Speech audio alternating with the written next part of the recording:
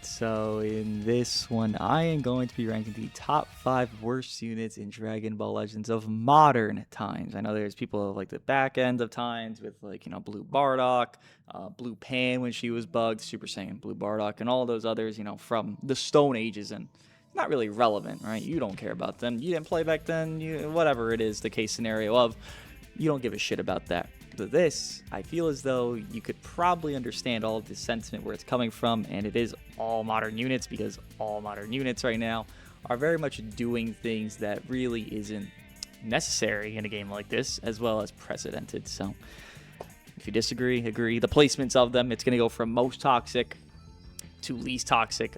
Enlighten me, let me know. But yeah, no, this is where it begins. So number 1 is the Ultra Buu Duo. Obviously, you are fighting them right now, as well as I am, and they are just too much. Obviously, you don't need to even play the game to actually win with this character. Matter of fact, there's actually a very good argument to make where you are losing, and you losing as the first thing to happen. Like, guarantee giving them a combo, and you 50% progress unit to get them half built up already, is a better play than you actually comboing the opponent themselves, especially if they have a mirror of this character on their team.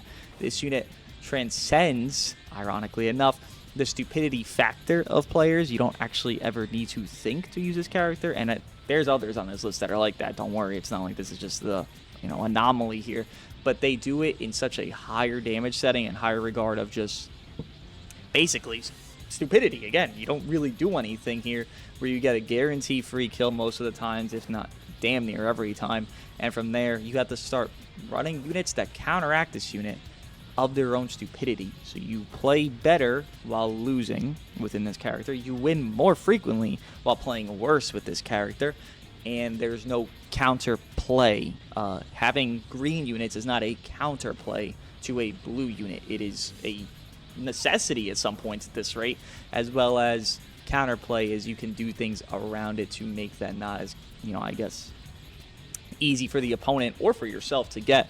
And I guess the only argument of counterplay is don't let them ramp up damage, but like, if you get caught in a combo, then you get caught in it. It happens, so you don't really have anything to do about that or against that. They get infinite glaze, Zenkai buffs. I hope they fall off a cliff. They deserve everything negative coming to them. They are probably the worst anniversary character in my eyes to ever exist, because it's not only that they are broken, they just don't incentivize gameplay. There is not one aspect of this unit that actually feels like I earned something to get them to do their thing, and that's a lot of tag units kind of recently. FSV had that, FSG has that, and those units dropped, not too far away. Again, this is a modern of this, and you fuse fast with Super Vegito because you were losing. You fuse fast with FSG because you were losing, and then you'd end up killing these characters really quickly, and your opponent's variants of those units, because I was losing, so now I'm winning. And it's like, I understand helping players that are struggling, but helping everyone when they are probably going to be winning anyways, but there's just one altercation that they're losing out on. This unit defines the premise of this. This is Dokkan. Legends is becoming Dokkan within watching a billion-year-long cutscene, and this kind of flows into UGB, sort of Hope Trunks. The premises of there kind of coexist, even Legend Broly to some degree, but he kind of goes into some other bracket. But it all flows within, you don't play, and then you just get rewarded. This unit gets rewarded extra because you literally are losing, and then you get stuff better off. Trunks, yes, same vibe, but Trunks really never had like a finite setting for himself. This unit clearly does. UGB, you still get rewarded just for coexisting, so it's not like, you can exemplify and accelerate his rewarding of just coexisting as a person in the game. This unit, though, they literally just get better and better for you, and you win more frequently within playing worse with them. So there's no thoughts. There's not even a premise of just human anatomy that made this character. I believe this unit was made by AI, because if it wasn't, I'd like to understand that person's mind of what they were actually thinking, making a character that is like, it just makes me think that the person that made this unit is just shit at the game. And I feel like a lot of units in this list, and damn near every unit in this list, is that same exact thing. Like, it just looks like a shitter character. You are terrible, you're getting your shit rocked. Well, now we make a unit that just benefits you from getting your shit rocked, and here we are waiting for 2 weeks for an Ultra to get their equipment that might not even make an impact to this character. Even if it is Ultra Super Saiyan 2 Gohan, how can we guarantee the impact that we want for this character to go down on from that Gohan? We can't. I mean, we hope, but we can't. So, number 1, easily them. It's not a contest. Again, you understand this as well as I. You lose, and you win with this unit. It's as brain dead as that. Number 2 is obvious. I feel like you have to understand that this can't be anybody else.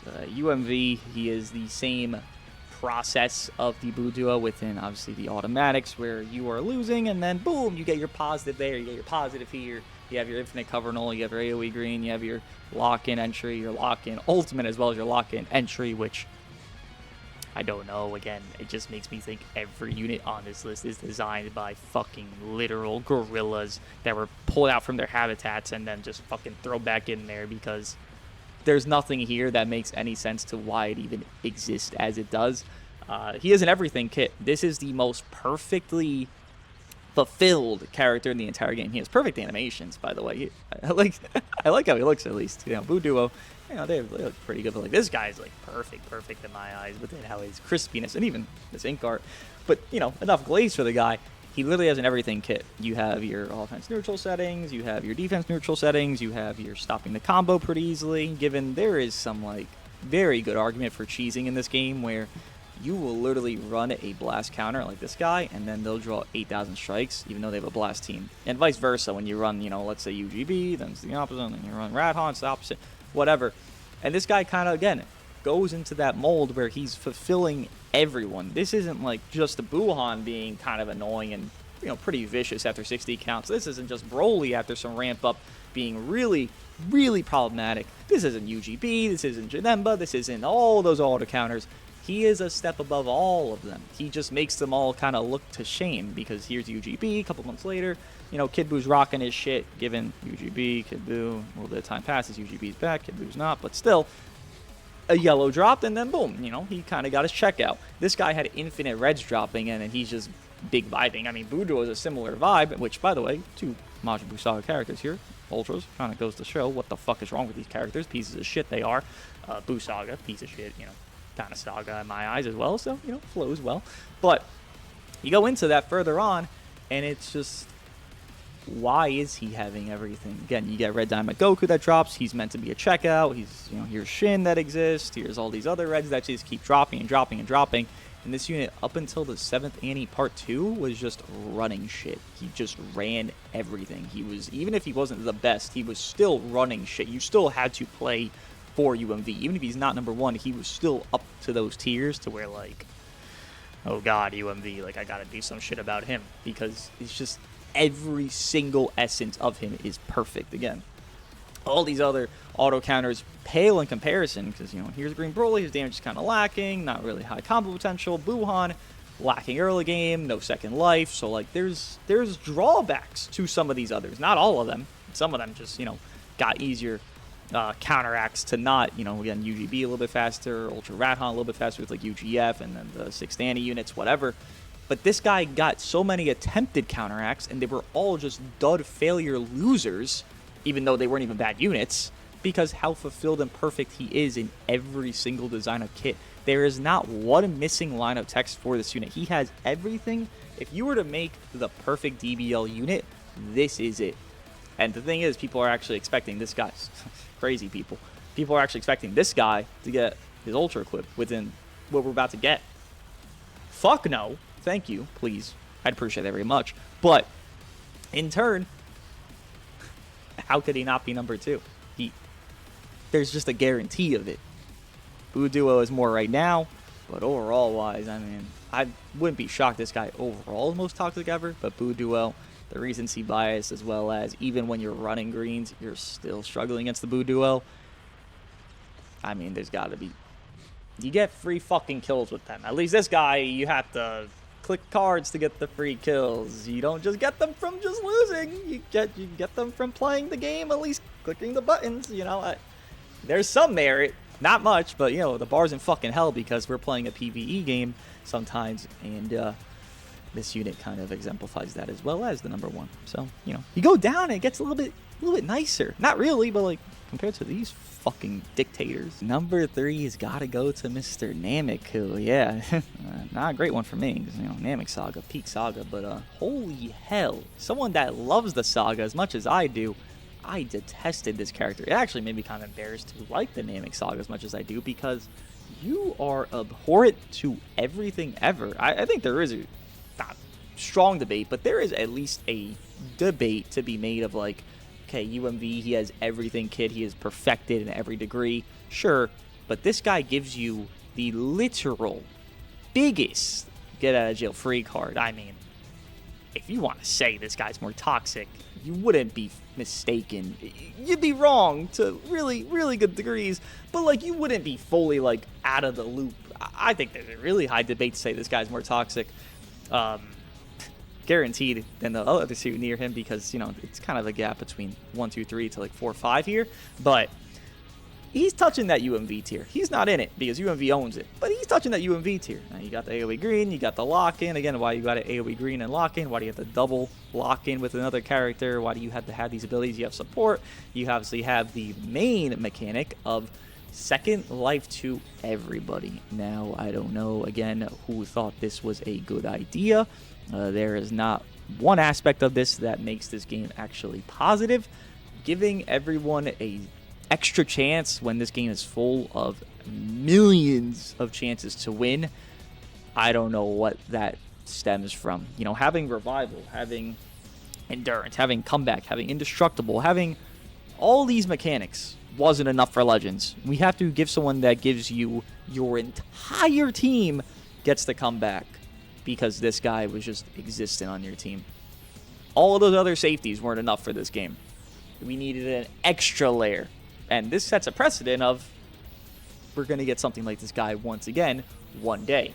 Hopefully not soon. Hopefully never. Hopefully the game ends before they ever think, yes, KO Guard 2.0 unit is going to drop, because, you know, that's a pretty stupid fucking idea.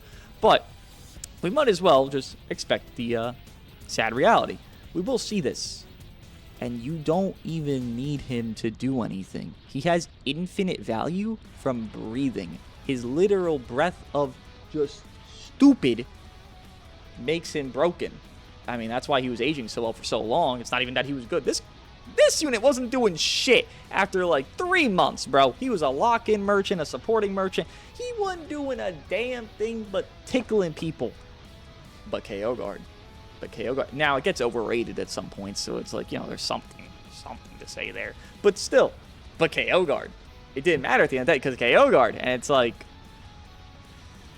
like, what do you even say at that point? You don't do anything, and then you get a freebie back. Again, this is where I say the UMV thing is not too bad, because this is just another no play, and then you get something for not playing. You get a reward. Maybe not as strong as, you know, the Buu Duo's reward, but a reward nonetheless. I ain't clicking a single fucking button.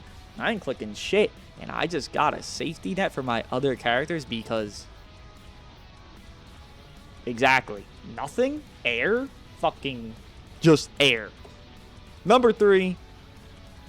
Gonna keep going on that number 2 possibility, yes, but... I mean, you don't play and then you get an extra life. The fuck is this shit? Number 4 has to go to Legend Bardock. The premise of this character is really what defines it for me. Obviously, his fall off is very, you know, lovely, and people were very happy, right? Because, like, the idea of this unit has already been happening, and where it became a success is within this character, where you could just have infinite. You just are infinitely alive. You make 8,000 misplays, and you have indestructible state, lowering sub count, by the way, within indestructible state units, fucking insane. But, you know, every unit in the fucking planet lowers sub count, so, you know, why not? Indestructible state. You don't play, you don't move, you get hit, and your reward is you can't fucking die. I mean, again, it just kind of goes in turn within, like, they all kind of flow within each other. Here's this guy not playing. Here's this guy not playing. Here's this guy not playing. Honestly, this makes me think UMV is more healthy than not, because these fuckheads don't even play the game and you get all their benefits. It's insane. But realistically, it still is UMV just too fulfilled to not, you know, be where he is.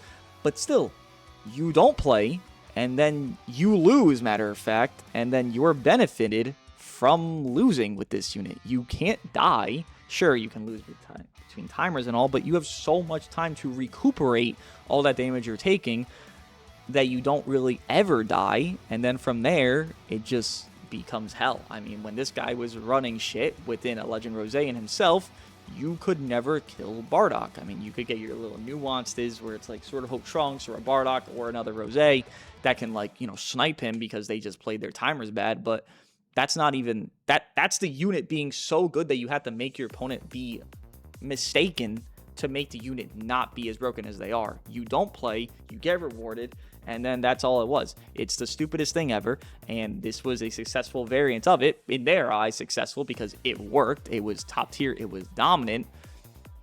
Them fascinating numerical power creep is because of this. You know, we do so much really good burst damage right now within all these units. Even fucking Broly at some points does really good burst damage because they wanted to hurt this unit, but in turn hurt everything before this unit. But really this unit, clearly, because, like, you know, UGB exists and what they do and these fucking Dokkan ass units do. But he still can do the job. It's not like he's the worst thing in the planet. He's not even old at this point. But his entire role is just, I don't play, I lose, and I benefit. I mean, shit, him and the Buu Duo sounds like a crazy fucking duo in premise. Because what are you even doing? You don't play, and you benefit. Again, I'll just keep repeating that because it's the stupidest fucking concept. You would think I'm playing a PvE game. Every description I've said so far sounds like I'm playing a fucking PvE, Clash of Clans, let's go. Go raid a fucking base. That's what it sounds like. It's not. It's not. It is a PvP game that LARPs itself as a PvE at the time, and these units are not old, bro. These units are not even close to old, and it's insane how they do what they do, because really they... Like, what the fuck is this unit? What is this design, man? Number 5 here, the last one. Yes. Metal Cooler. I actually do think he's here because there's no correct way to make him. You know, they made the successor of him within Bardock, and then they only could have made the failure, which is himself. But his entire being of existence, of what he is meant to be, despite him failing to be what he wanted to be, is toxic to the core. You have infinite lives, you have infinite recuperation, and you have infinite get out of jail free cards. He's just a worse Bardock, but the premise of Cooler is the same as Bardock, so he cannot not be here because he is as toxic as Bardock, he is as annoying as these extra live units of Nameku and Bardock, but in turn, they just made him not good enough, so people would just downplay this and kind of just like deploy this as like a nothing factor. But again, you have 3 different lives to get out of with. If he had the numerics to be a god, he would have been the best unit in the game for months on months on months on months on months. And it wouldn't even be about damage, given he would probably do something after, like, you know, stacking hits that he takes, because everyone, again, has the same fuck-ass mechanics in this game since, like, the last year and a half. It's crazy, which, big problem, by the way. If he just had anything of sensibility of, you know, giving a shit about him, he would have been above Nameku on this tier, frankly. But because he is what he is, he sucks. He can't be too high up, but he has to be mentioned. He has to be on the list itself because, again, he actually just gets stronger within his guarding, within more of his lives popping. He gets more damage within his lives popping, and he even gets, Vanish back on ultimate when he's on last life and he pops main. And it's like, this unit, again, benefits from you losing with him. Broken or not, he still does that role. Hellish List. Really, I'm more hellish to play PvP, but, you know, Hellish List. Again, the fact that all these units, most of these units, are within the last year is a bit crazy, but I guess we'll leave that off the table, because that's a bit of a problem. But, you know, Legends does problems a lot more than solutions. But, you know, there's no content, so this is the video. This is my top 5 most toxic units in a modern Dragon Ball Legends. I'll see you guys in the next one.